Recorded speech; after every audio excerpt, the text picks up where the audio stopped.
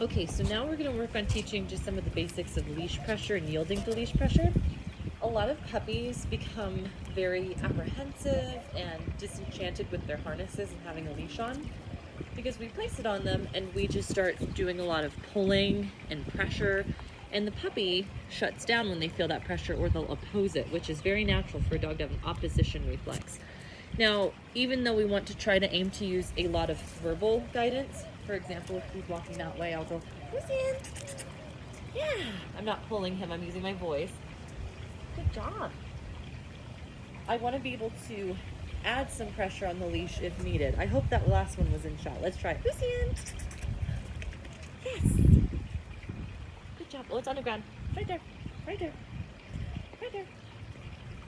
But say, for instance, if he's trying to go grab something on the ground that he shouldn't grab, I want to be able to pull him away from it without it becoming catastrophic and becoming a big issue. Just because more or less, it's going to be something that we reflexively do as people as pull. Well, it's going to take some brain training to make sure that we're trying more or less too. This way. Yeah. You touch. Thinking about it? Well, it's going to take us a little bit to train our brains to try to use our mouths versus our bodies to get him to move. I want to make sure that more or less he's kind of prepared to know that it's not a bad thing when we do this. So I'm going to get back on the ground again. Hi. And about where this knot is in this leash, that was predetermined. It was not there when it was there before I had a chance to work with him. I'm going to take a treat to his nose.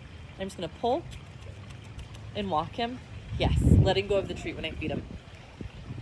And when I say pull, yes, it's not anything tight. It's not tense. I'm just getting a little bit of pressure in there. So get the pressure, pull him.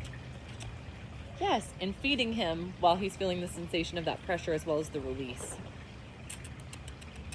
This way, yes. So that way, this is not a big scary sensation for him. He's able to learn that feeling pressure on the leash is normal. So he's a little bit away from me. I'm gonna pull. What a good puppy, yes. And I drop that treat down when he actually relieves the tension. This one on video with a tiny puppy, or just any dog in general, can kind of look a little deceiving because it doesn't look like I'm doing much, but I am applying subtle pressure each time and then rewarding when he's releasing it. Now, if you find that you don't get a release, stay on step one, where you're pulling while luring, to teach him that those feelings are simultaneous, that good things happen while the tension is present. So I'm pulling and guiding and letting him eat. Good. And two, just also give your puppy some free roam to get used to walking around with the leash and harness dragging in a safe, secure spot, just to give him some range of motion back and make the harness feel more comfortable. Good boy. That's such a handsome good boy. Yeah.